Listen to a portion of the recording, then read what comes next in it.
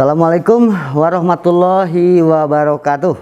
Selamatlah berjumpa kembali pemirsa bersama kami dari Pindai TV dalam acara Ngobrol Berita.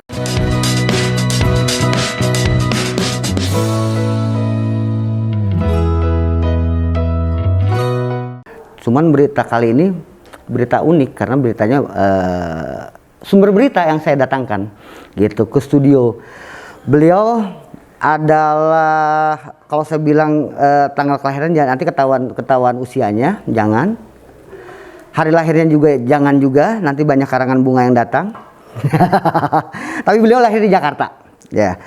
Beliau merupakan seorang guru besar ilmu politik dan keamanan dan direktur program pasca sarjana ilmu politik atau magister dan doktoral di Universitas Padjadjaran. Satu. Yang kedua, ya, beliau juga pernah menjadi ketua umum Badan Perwakilan Mahasiswa atau BPM Fakultas Ilmu Budaya dan menjadi koordinator umum BPM Universitas Padjadjaran pada tahun 1997 sampai 1998. Kemudian beliau juga menjadi ketua umum keluarga aktivis Universitas Padjadjaran atau IKA Unpad ya. Apalagi nih, beliau juga adalah Sekjen Pimpinan Pusat Ikatan Alumni atau PPIK Unpad. Beliau juga sekarang itu mengajar pendidikan strata 2 dan strata 3 di universitas yang berbeda, yaitu program banyak udah pusing. pusing saya bacanya. Untuk menghemat waktu dan untuk mempersingkat acara, saya arahkan kamera ke sebelah kiri. Inilah dia, Prof. Siap. Gitu, tak asing dan tak bukan. Beliau adalah Profesor Muradi SS MSI MSc PhD. Panjang banget sih namanya. Ya Prof, apa kabar Prof? Baik, selamat siang ya. Siang. Assalamualaikum warahmatullahi wabarakatuh. Iya. Sehat. Gitu Prof. Selamat. Terima kasih nih sebelumnya nih. Pak Muradi dalam hal ini Prof bisa hadir di acaranya Ngober. Ini suatu kehormatan juga untuk kru semuanya Pindai TV gitu Prof. Kita nggak ngobrol santai aja Prof. Dalam hal ini saya ingin sedikit mengorek gitu seorang profesor banyak apa namanya tuh kalau di angkatan itu pangkat itu profesor ME, wah udah banyak sekali. Memang suka dengan keilmuan seperti itu bro? Enggak juga sih, dulu saya waktu SMA malah pengen jadi lawyer. Saya jadi lawyer, kemudian begitu saya masuk jurusan biologi, saya pengen jadi biologis, jadi ahli alam gitulah. Ya itu jadi kemudian malah kemudian sekolah di ilmu sejarah ya.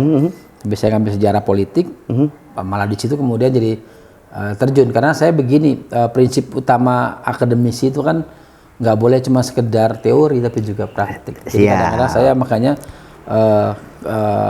Indonesia kan laboratorium demokrasi yang besar ya, jadi kajiannya banyak dan saya ketemu banyak guru-guru orang-orang baik yang kemudian memastikan bahwa saya harus fokus pada satu bidang yang memang bidangnya belum dibahas banyak oleh orang lain. Oke, Prof Muradi itulah dia. Prof, coba sedikit lah kita ngobrol dulu nih. Masa kecil Pak Muradi itu dulu seperti apa sih Pak hingga bisa sekarang punya jabatan hampir di semua lini ya. Saya Badung dulu tukang tawuran. Ya SMA, SMP, SMA dulu tawuran. Saya pernah SMA tuh pernah ditahan ya. Biasa bukan ditahan dalam artian sungguhnya. SMA tuh saya pernah tawuran dengan dulu SMP 12 dulu ada Kebayoran Lama, ini baru itu. kami tawuran tuh pas habis berenang. Ditangkap sama ini sama apa? Sebentar Prof, saya potong dulu. Koramil. Jadi sekarang pemirsa tahu ya, seorang Profesor Muradi yang dia itu dipercaya atau pengamat ahli keamanan, pakar keamanan dan pertahanan, pernah ditahan. Itu kan sisi lain lah ya. Sisi lain. Tapi itu masa lalu. Lanjut Prof. Bukan ditahan dalam artian kriminal sebenarnya. Gimana? Waktu itu diamankan, ya rame kan bentrok biasa lah. Anak muda lah ya. SMP kelas berapa? Kelas 2. Oh, itu bukan anak muda, itu masih unyu-unyu itu. 14 tahun. Wah, kemudian ditahan, di sana juga ada yang ditangkap. Jadi dari pagi sampai malam kemudian dikeluarkan karena dijemput orang tua kan. Di Kodim Jakarta Selatan waktu itu saya ingat sekali. Tapi itu jadi pengalaman lucu karena dari situ saya nggak lagi ikut tawuran. Waktu SMA musim tawuran kan. Tapi kalau di SMA saya itu musimnya musim berkelahi satu lawan satu. Nah, itu juga pengalaman sendiri. Saya ikut pencinta alam namanya Sabawana di SMA 3 itu.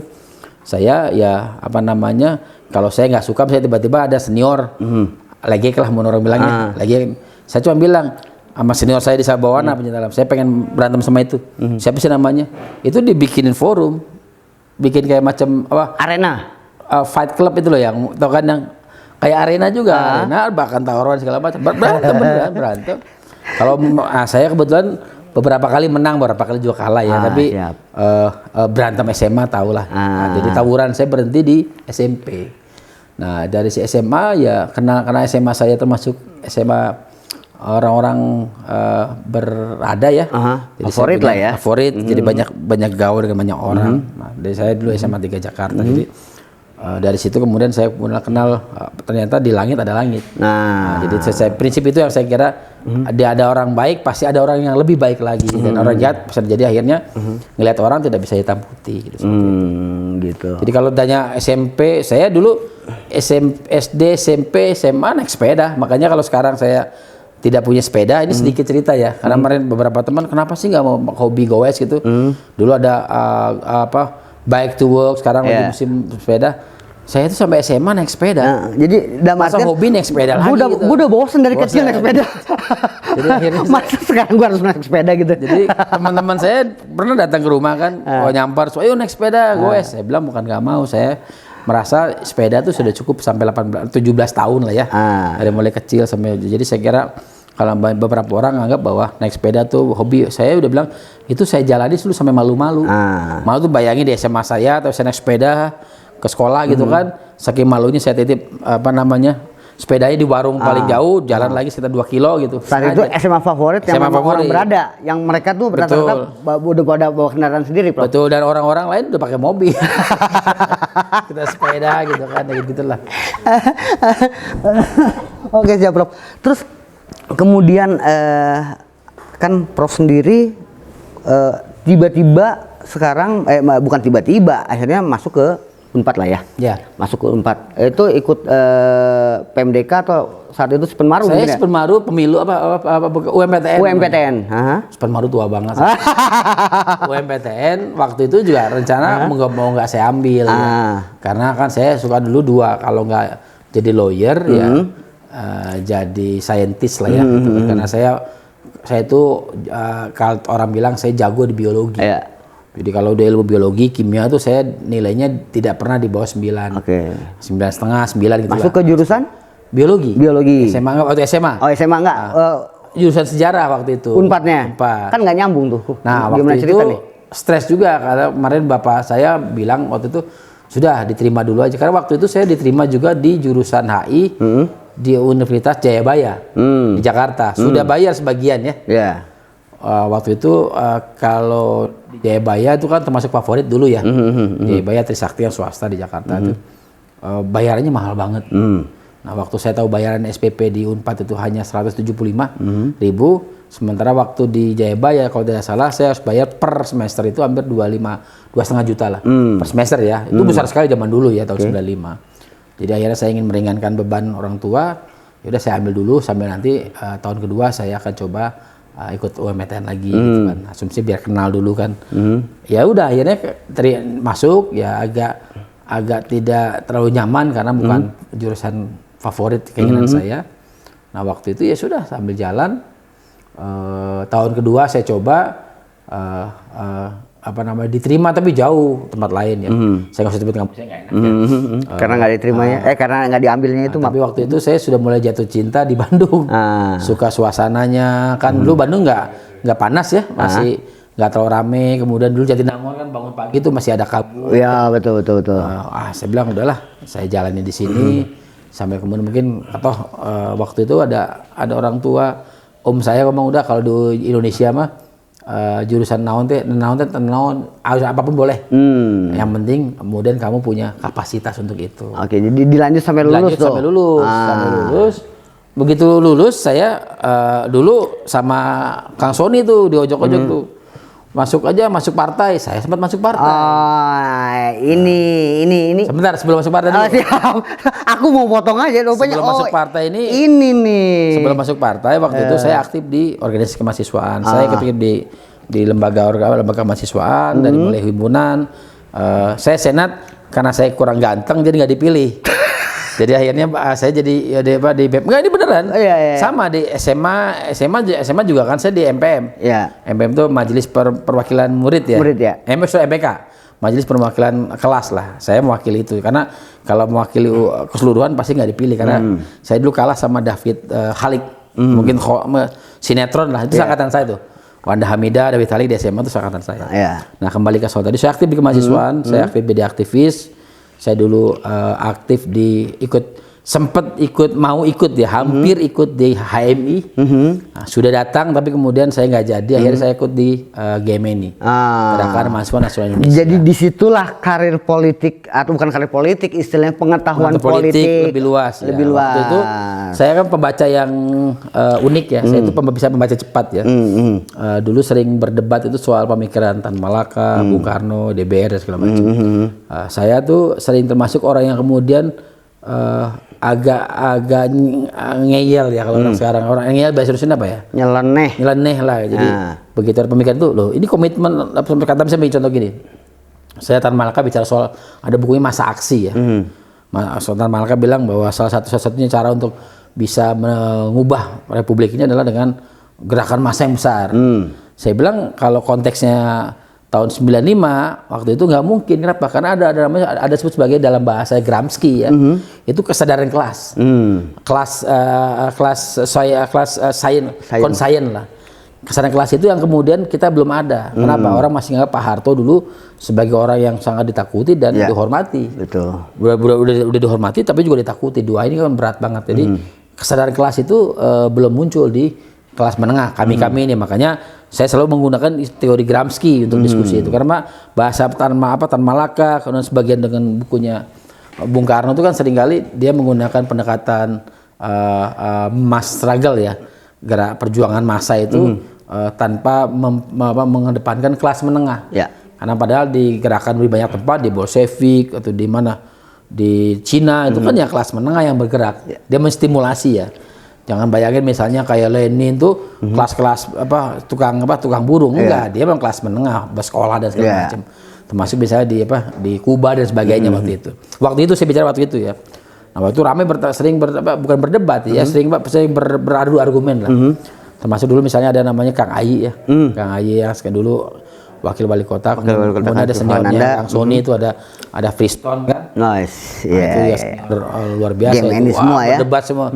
Jadi akhirnya saya oke juga sih habis, tapi dari situ saya juga bergaul di Unpad, namanya ada keluarga aktivis Unpad. Nah ini banyak kan campuran dari banyak organisasi. Jadi misalnya saya aktif dulu di GMNI, ada yang dari HMI, bosan di HMI masuk ke Unpad karena mau membesarkan Unpadnya gitu. Dulu dengan mungkin pernah dengar namanya Eko Arif Nugroho ya. Kemudian ada mungkin Oki Harhab ya. Oki Saiful Harhab kan, ada siapa lagi beberapa teman-teman yang kemudian akhirnya berhimpun dari Unpad, berhimpun jadi FIM Bandung. Front Indonesia Muda Bandung. Di sini ada misalnya mungkin ada Budiana, Ikopin mungkin ada kemudian misalnya Franz, ada beberapa teman-teman 98 lah di atas itu. Nah dari situ saya normal kuliah, IPK saya tahun kedua saya IPK-nya jelek. Jadi sebentar, Kalau ada cap kalau Prof ini aktif 98, oke lah ya. Oh, saya bisa diuji. Tanya anak 98 yang nggak kenal sama saya siapa. Iya. Karena kalau dia nggak kenal berarti dia nggak aktif di 98. Siap. Karena siap, saya itu siap. saya koordinator kampus se-Bandung Raya itu 85 kampus. Itu di Sanusi Hari Senjata, dan itu bukan klaim. Saya punya foto-fotonya, saya punya daftar yang hadir rapat segala macam. Tapi ada rumor yang pernah menimpa, menimpa Prof sendiri katanya. Apa itu? Bahwa Prof tuh sebagai aktivis binaan BIN, binaan intelijen. Sorry nih. Kalau saya kenal diundang BIN beneran ya. Nah, ini saya cerita aja. Iya, siap. Dan Lanjut. itu setelah saya jadi dosen. Sebelum itu saya nggak mengenal mereka. Dulu saya ingat begini, saya nggak usah cerita orang namanya lah ya. Dulu kita sering rapat 98 tuh kan kita pindah-pindah. Kenapa? Supaya nggak terdeteksi. Iya. Nah, suatu rapat habis aksi nih, saya ingat banget tanggal 3 Maret atau 4 Maret gitu ya. Itu rapat di demonstrasi di depan Unpad DU. Dulu saya ingat sekali almarhum Hari Rusdi orasi tuh. Saya kan tertib orangnya. Karena saya pengen sekolah benar, saya habis kemudian selesai demo, saya danlap tuh, korlap tuh. Demo ya biasa, saya biasa pakai tudung gitu. Iya. Saya jalan kaki ke LIA. Urus bahasa Inggris. Iya. Yang di mana? Aquarius, depan Aquarius itu loh. Iya, Dago itu Dago, kan. betul. Saya lagi jalan diambil orang itu saya nggak sebut orangnya lah. Habis itu saya gambar-gambar, termasuk rapat-rapat yang tertutup. Siapa? Maaf, Ya. brengsek betul ini. Saya ternyata selama ini rapat kita ada. Jadi rapat yang terakhir demonstrasi itu bocor, termasuk rapat-rapat sebelumnya. Padahal kalau kita rapat ketemu di mana? Kan dulu masih pager ya, zaman pager nih. Ketemu di sini, nanti dijemput satu-satu, ketemu di tempat yang lain yang memang menurut saya itu steril. Nah, baru ketahuan ketika saya diundang teman-teman BIN. Nah. Jadi salah satu pembicara di tahun 2000 berapa? 2009, 2012 setelah saya pulang dari Australia. Saya datang ke forum itu, kaget-kaget saya. Karena forum itu teman-teman yang saya kenal, yang selama ini jadi bagian saya, bagian kolega saya. Begitu tahu, saya tanya sama ada yang undang. Eta saha, itu siapa? Ini, kok bang di sini? Lah, emang Prof nggak tahu, dulu belum profesor ya? Iya. Emang kakak nggak tahu? Ini sudah kita bina sejak semester 5. Oh, jadi Waduh, marah saya baru udah selesai, saya pegang begini, mau saya pukulin. Jadi lu ya gitu. selama ini yang intelijen aslinya ya. Jadi kalau saya dibilang saya intel segala macam, saya justru menjadi korban. Nah, ketemu teman-teman itu sejak saya jadi dosen. Karena apa? Karena dianggap sebagai narasumber.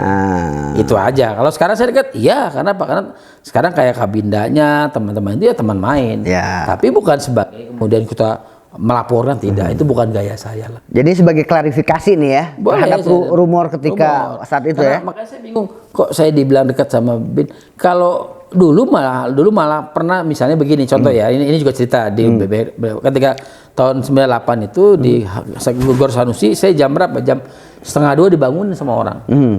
Bro bangun bro, ada yang mau ketemu sama lu gitu. Ada teman-teman dari yang siapa? Ternyata saya ketemu, misalnya katakanlah saya nyebut misalnya ada itu Pangdam zaman dulu ya.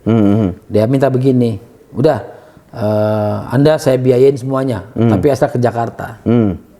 Makanya muncul ada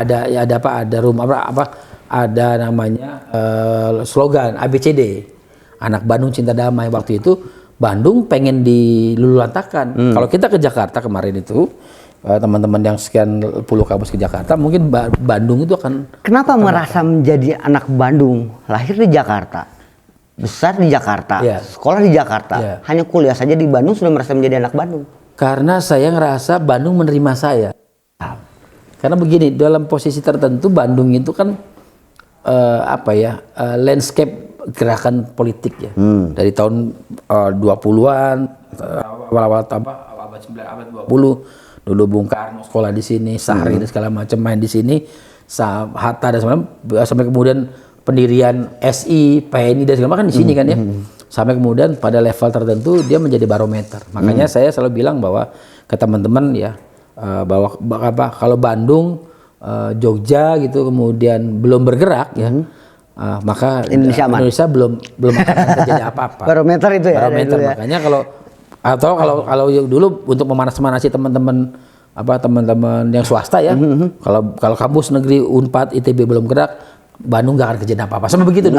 Tapi sebenarnya itu kan buat ngeledek sebenarnya bukan. Tapi Bandung jadi barometer gerakan. Jadi kalau sekarang misalnya kemudian saya menjadi sangat Bandung banget karena saya ngerasa bahwa Bandung menerima saya.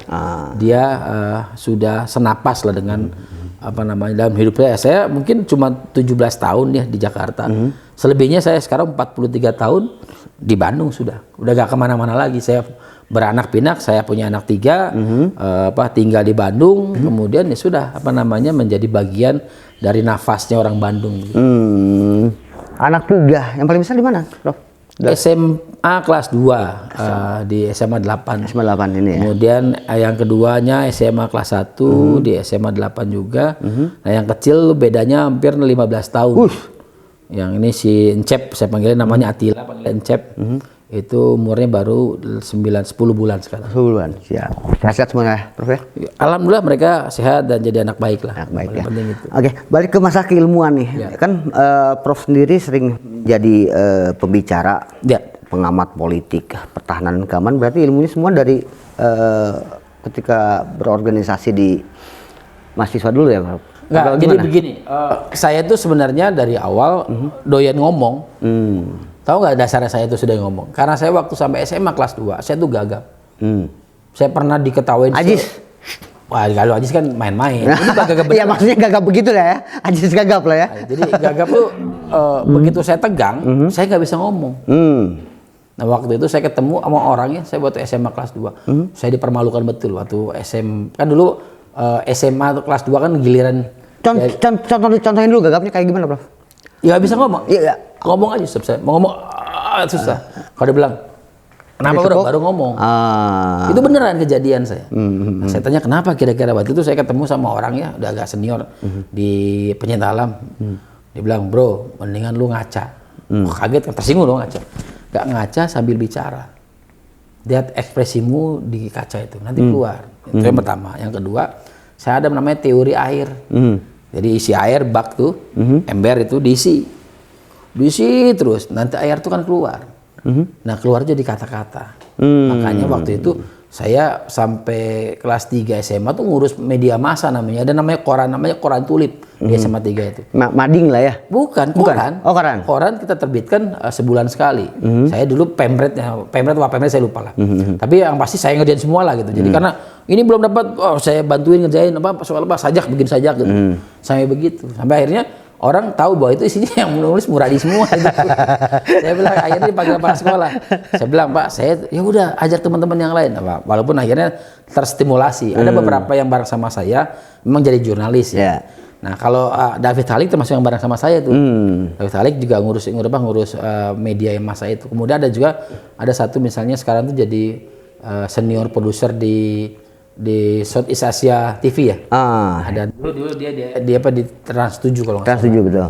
Itu yang yang jelajah itu loh. Iya. Yosi siapa namanya itu juga teman-teman dulu bareng-bareng sama saya gitu. Jadi memang dulu gagap. Jadi begitu SMA saya akhirnya karena saya doyan baca apa yang saya baca, tapi akhirnya ngerucut memang. Saya tuh awalnya kan saya SMA tuh kan sains ya, biologi, kimia. Jadi saya hafal tuh rumusan kimia segala macam. Cukup dengan kode 1 udah saya bisa nulis. Nah waktu itu saya jago lah di situ lah. Nah waktu pas SMA kelas 3 saya bingung kenapa, karena banyak yang lebih pintar. Di luar SMA saya yang lebih pintar. Di situ baru sadar di atas langit ada langit itu ya. Saya bilang wah nggak bisa, harus mencari sesuatu yang memang orang lain tidak kuasai. Nah waktu kembali ke soal keilmuan, saya waktu itu SMA kuliah itu kemudian saya aktif di kemahasiswaan kan. Kemudian saya termasuk yang kata orang ya itu pintar. Pintar begini, saya tahu betul bukan pintar dalam artian keilmuan benar sih. Pintar begini, misalnya biasanya kalau demonstrasi zaman dulu ya tahun 96 itu kan kita rapat tengah malam jam 3 baru selesai kan. Yang lain itu tumbeng, nggak bangun, dia kuliah pagi kan jam 7 jam. Saya pagi bangun. Begitu selesai rapat, saya kemudian bahan buat paparan besok tuh saya siapin.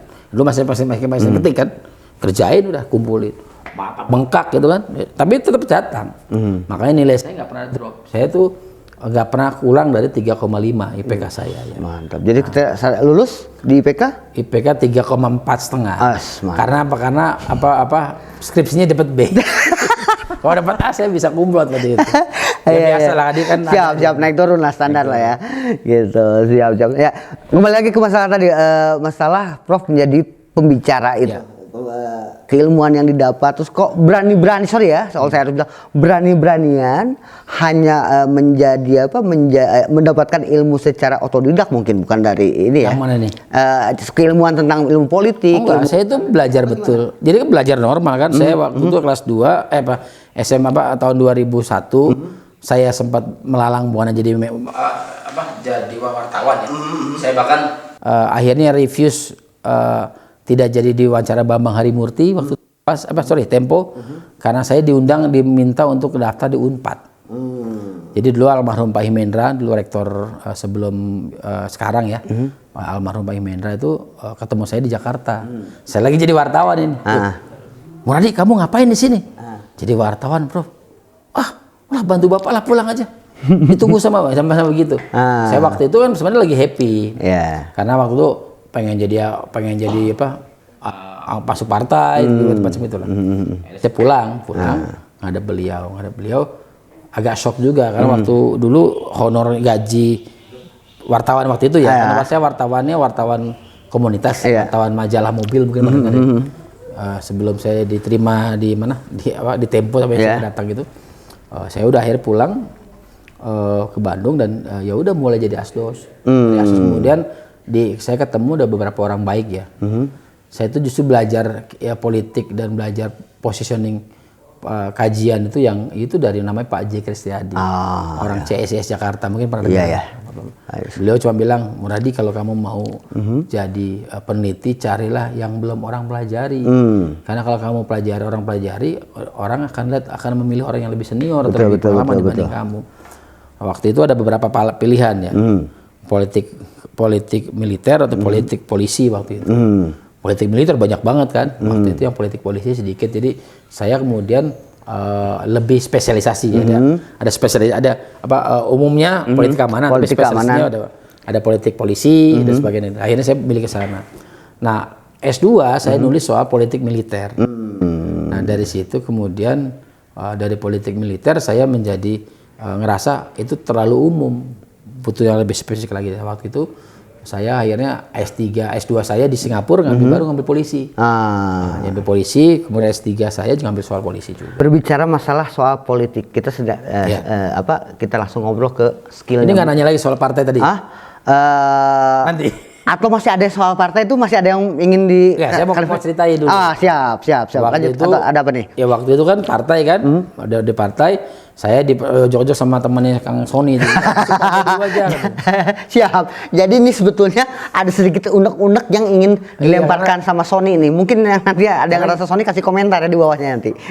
lanjut. Karena lucu begini. Jadi begitu saya selesai, memang saya punya hipotesis atau punya preposisi lah kalau dalam bahwa untuk orang-orang yang lulus normal, dia juga pengurus di kemahasiswaan, dia harus mengisi ruang-ruang politik demokrasi.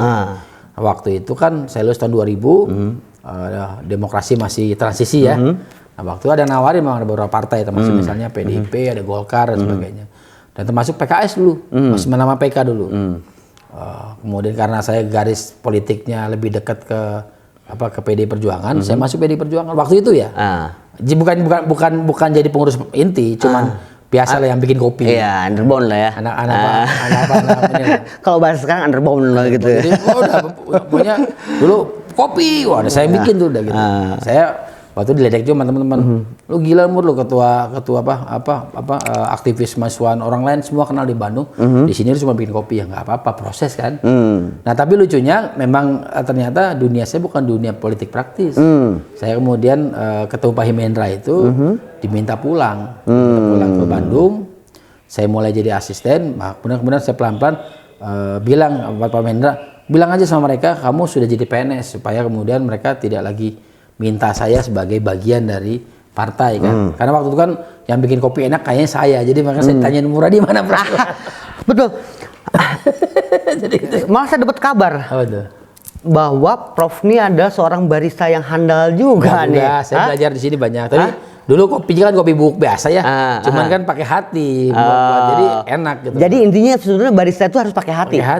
Jadi bukan karena belajar. Saya dengar katanya nyampe belajarnya di Australia jauh-jauh nih. Nah, itu nanti cerita yang lain. Saya waktu pas di Australia ketika sekolah saya S2 ya? S3. Oh, S3, siap. Saya kan 2 kali S2 tuh. UI 2001 2003, kemudian 2007 2008 itu di Singapura ya. Di NTU. Nah, 2008 2012 itu saya baru di Australia. Nah, waktu di Australia kan banyak waktu kosong karena kan by riset. Nah, saya kemudian ikut kursus, kursus bikin dulu bayarnya sampai $350 per paket ya. Jadi barista.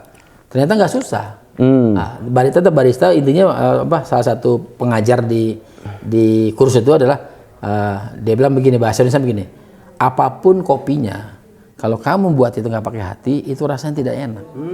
Jadi kalau masalah barista tuh bukan cuma bicara soal skill how to make it the coffee maker ya, tapi bagus ya. Tapi bagaimana kemudian kopi itu enak dinikmati. Nah, dengan apa? Dengan hati. Nah, dari situ kemudian saya baru kemudian paham. Saya jadi ingat waktu pas yang aktif di partai tadi. Akhirnya saya berhenti kan, kembali lagi ke belakang ya. Saya berhenti bikin surat bahwa saya sudah jadi ASN, maka saya nggak bisa aktif lagi. Nah, waktu itu saya masih 2009 masih aktif di Banteng Muda Indonesia. Saya itu Banteng Muda Indonesia 2004 itu udah ketua DPP. Ketua DPP Banteng Muda Indonesia bidang politik dan keamanan juga persis. Polhankam waktu itu. Itu ketua umumnya kalau tidak salah dulu almarhum yang gemuk kan tuh partai meninggal kemarin tuh siapa lupa. Roy Bebe Janis. Itu beliau ketuanya waktu itu. Udah jadi serius, jadi memang tapi begitu BMI jadi underbow partai 2005 saya berhenti. Karena apa? Karena kan saya ASN. Nah, dari situ. Tapi secara normatif saya masih berhubungan baik dengan teman-teman. Ada penyesalan kah ketika nggak, pilihan kan memang harus memilih. Jadi kalaupun penyesal, saya kira saya memilih yang betul. Kenapa? Karena ternyata saya bukan orang yang praktisi yang kemudian tega. Jadi dalam politik kan memang harus tega ya itu yang tega. Saya tidak dalam posisi itu. Jadi seringkali misalnya saya mohon maaf misalnya tiba-tiba ada tekut banget, tiba-tiba mereka split bertengkar gitu, saya bingung juga. Kenapa ya gara-gara itu juga bertengkar? Ternyata itulah dalam bahasa saya itu yang saya nggak bisa lakukan. Makanya kemudian begitu saya pindah, saya kembali ke Unpad, mulai ngajar di jurusan sejarah waktu itu ya dengan almarhum Pak Edi SK Jati.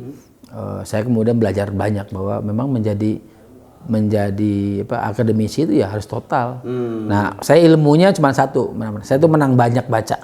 Jadi kalau tiba-tiba saya gini, seusia saya waktu itu ya, saya lebih banyak menguasain beberapa. Saya bisa membaca bahasa Belanda, tapi ngomong saya nggak bisa.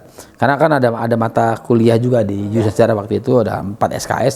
Saya juga ikut kursus Belanda ya, kursus Belanda yang di sini ya. Belajar bisa membacanya, tapi nggak bisa ngomong karena memang lebih banyak buat urusan membaca. Itu ternyata memang saya jauh lebih maju dibanding yang lain karena saya termasuk pembaca yang baik. Gitu kira-kira seperti itu. Argumen Anda atau itu memang? Enggak, saya punya keyakinan itu. Jadi makanya saya bilang kalau teman-teman mahasiswa saya ya, kalau mahasiswa saya bilang begini, Kang, saya bilang mahasiswa, modal ilmu sosial itu modal membaca. Kalau kamu nggak bisa baca, kamu nggak akan lulus dari mata kuliah saya. Makanya saya selalu di kelas saya, mungkin Kang Sony ngalamin juga di mata di kelas saya selalu ngasih, ini loh daftar bacaannya, ini bukunya, you need to read all of that. Habis itu baru kemudian kita diskusi. Biasanya begitu karena dengan dia datang dengan kosong matanya, saya pasti bilang, mendingan kamu keluar, kamu asing kamu keluar. Karena apa? Karena saya ingin ada feeding dan feedback dari teman-teman mahasiswa terkait dengan bacaan tersebut gitu. Mantap, ini baru dosen kayak begini nih. Gitu. Nah, sedikit lagi saya masih agak penasaran tadi kupas soal ini. Terus kemudian sekarang teman-teman atau angkatan dari Prof sendiri kan angkatan 98 mulai yang sudah jadilah. Ada banyak yang sudah jadi. Sudah jadi ya, sudah jadi orang dalam tanda kutip lah dalam hal ini, maksudnya itu orang berhasil dalam pemerintahan dan sebagainya. Apakah karena hubungan baik itu masih sampai hari ini terjalin akibat Prof pernah satu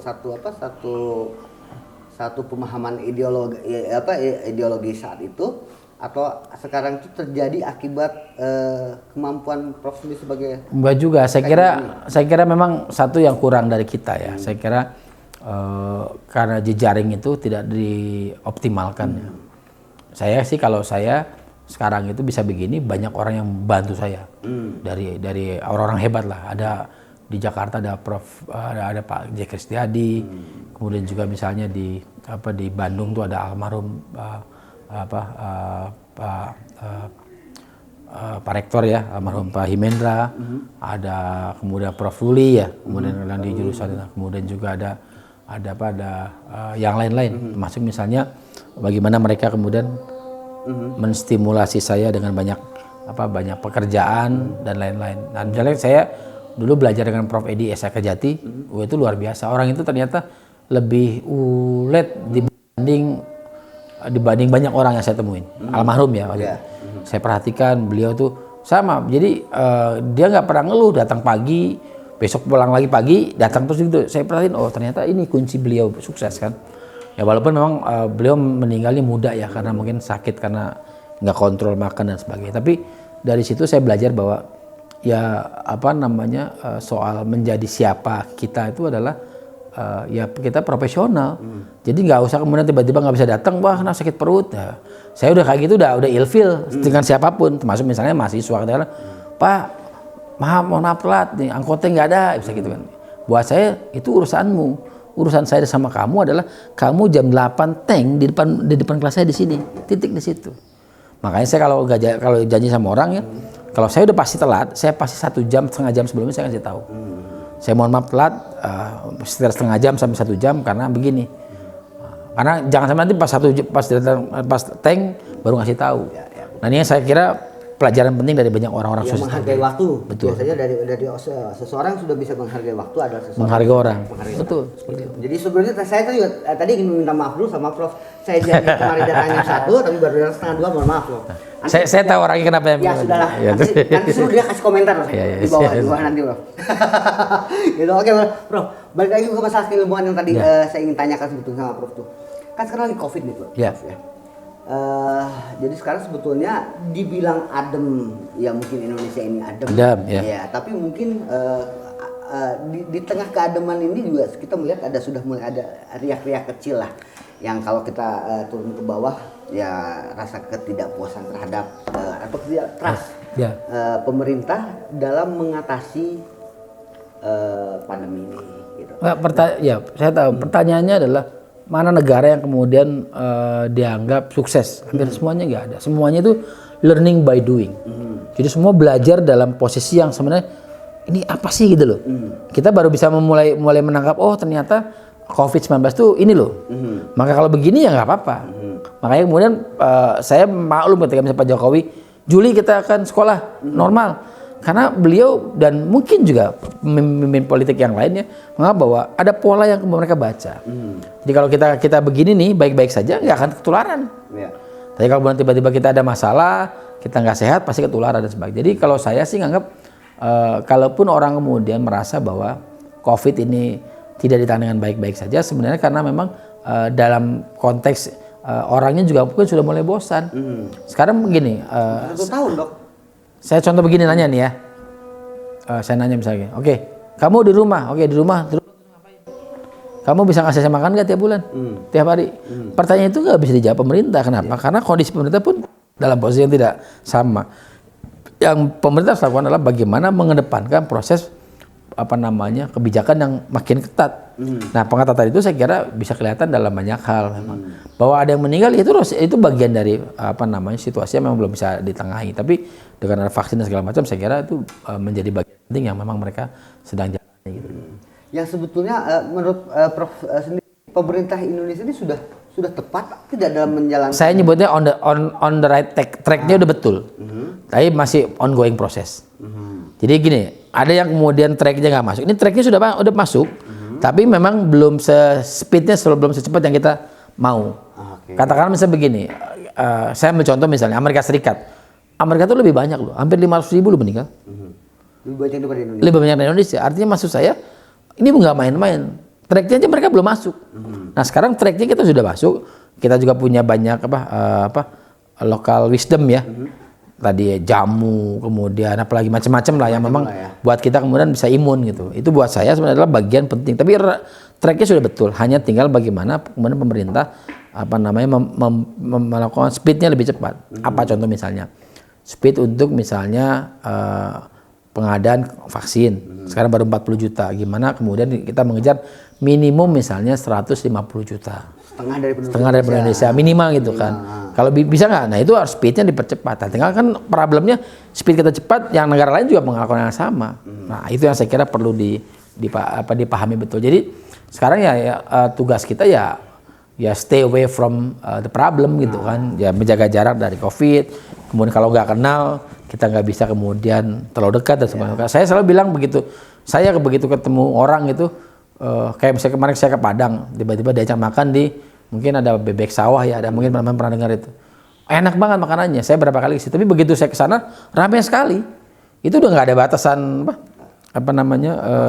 prokes. Jadi saya udah mau enak lagi ya sudah berhenti. Saya nggak mau ke situ, cari yang memang lebih bisa ada jajar dan segala macam gitu. Jadi untuk pemerintah yaitu segera percepat pengadaan vaksin ya. gitu. Nah, Pemerintah masyarakatnya hidupnya sehat, jaga jarak, cuci tangan dan segala macam gitu. Ada dua arah lah yang dilakukan. Nah, jadi rumor nih, kalau saya kembalikan rumor dengan adanya COVID ini akhirnya bisa ya dalam tanda kutip biasalah berita juga kita akan menggoreng, bahasa kita menggoreng presiden atau pemerintahan sekarang itu tidak mungkin lah ya. Ya kan sekarang ada 3 tuh, ada vaksin gratis ya, vaksin gotong royong, sama vaksin mandiri. Nah, kalau teman-teman nanya ke saya akan nunggu yang mandiri. I have to pay for that, saya mau bayar. Ya. Kenapa? Karena mampu. Ya. Tapi kalau teman-teman misalnya, nggak bisa ini semua harus bayar, nggak bisa. Negara punya kemampuan terbatas. Jadi kalau memang tiba-tiba segini, ini negara 40 juta, katakanlah misalnya jadi 100 juta lah ya. Nah tiba-tiba ada swasta mau ngadain 50 juta, tapi beli, saya akan milih ini juga. Bukan menghargai pemerintah, tidak. Ini hanya untuk orang yang dianggap tidak mampu. Nah, yang wajib misalnya katakanlah, kan sebenarnya kita ini kan wajib nih, wartawan sudah jadi prioritas kan, dosen, guru. Tapi saya bilang sama anak saya, sama istri saya, kalau memang kita belum dapat, kita tunggu yang mandiri supaya apa? Supaya beban negara tidak terlalu berat. Kenapa? Karena tugas kita, menurut saya bukan cuma bahwa negara harus A, B, dan C, tapi kita juga bagaimana menjadi solusi itu. Nah, solusi saya, kalau saya adalah karena saya punya uang, katakanlah misalnya satu vaksin 500.000, misalnya gitu ya. Berarti kalau 2 kali 1 juta, anak saya 3, 5 lah, berarti 5 sudah. Saya akan habiskan waktu untuk uang untuk membeli vaksin sebesar 5 juta untuk keluarga saya. Nah sekali lagi, tapi itu kan yang mampu. Tapi kan jangan kemudian orang mampu tapi belaga nggak mampu. Alasan wajib negara, betul. Ketika negara memang secara normatif itu tidak terkoreksi benefitnya. Tapi kan sekarang semuanya mundur gitu kan. Walaupun kita juga sekarang ya pelan-pelan sudah makan tabungan kan, ada sudah makan hutang dan segala macam kan. Ya, tapi buat saya itu adalah bagian proses yang harus kita lalui gitu. Siap, oke. Terakhir, kalau biasanya di kita tuh seorang narasumber tuh harus bisa menghasilkan sebuah quote ini di sini maksudnya untuk memberikan pencerahan kepada para pendengar. Quote apa yang? Saya ada satu quote yang saya kira saya selalu kutip dan saya selalu ingat. Bukan buat Kang Sony nih. Bukan, ini buat saya. Mohon ingat. Apa tuh? Jadi baik untuk gini. Saya lupa, saya ada satu, sebentar, saya ingetin dulu ya. Jadi bahasa Indonesia, bahasa Sundanya saya agak kasar ya. Siap. Jadi bahasa Indonesia begini, yang selalu saya juga ada di handphone saya itu. Jadi semua hal yang berkaitan dengan jalan hidup itu harus mendapatkan restu dari orang tua. Jadi orang tua itu adalah segala-galanya buat kita untuk mencapai sesuatu. Karena tanpa doa mereka, tanpa kemudian usaha mereka, we are nothing. Makanya saya bilang kalau saya mau sesuatu, maka yang saya datangi adalah bapak saya. Karena sekarang ibu saya udah nggak ada sejak 2007. Saya datang, Pak, saya mau ini, mohon restunya. Bapak saya kan nanya, itu maksudnya apa? Karena orang dulu ya dijelasin, oke, insya Allah jadi. sejauh ini itu semua berjalan sesuai dengan rencana. Jadi kan buat saya izin dan restu orang tua menjadi penting dalam segala aktivitas. Termasuk saya jadi dosen. Dulu ini sedikit gitu. Lanjut. Dulu waktu saya jadi dosen itu ibu saya shock. Karena waktu saya 2001 sampai 2000 sampai 2003 itu ya sebelum sampai 2004 itu kan saya masih dapat penghasilan dari yang lain ya. Itu penghasilan mungkin di atas 5 juta lah. Zaman dulu tahun 2000-an besar sekali. Tiba-tiba saya kemudian jadi asdos dan jadi CPNS waktu itu. Gaji saya cuma 250.000. Kenapa shock? Karena saya kemudian memulai banyak hal lagi dari awal. Tapi saya bilang karena restu dari ibu saya, bapak saya, istri saya juga mendukung, maka ya saya bisa seperti sekarang ini gitu loh. Siap. Oke. Terima kasih Prof. Itulah quote yang sangat panjangan tapi. Enggak, sangat bijak. Jadi kalau saya rangkum sedikit lagi dari quote tadi, apapun langkah dari kita, dahulukan restu orang tua. Yes. Mudah-mudahan sukses dan mungkin pasti sukses kalau ada tua. sukses Prof. Amin. Amin ya. Oke, demikian ngobrol kita kali ini. Wassalamualaikum warahmatullahi wabarakatuh. Waalaikumsalam warahmatullahi wabarakatuh.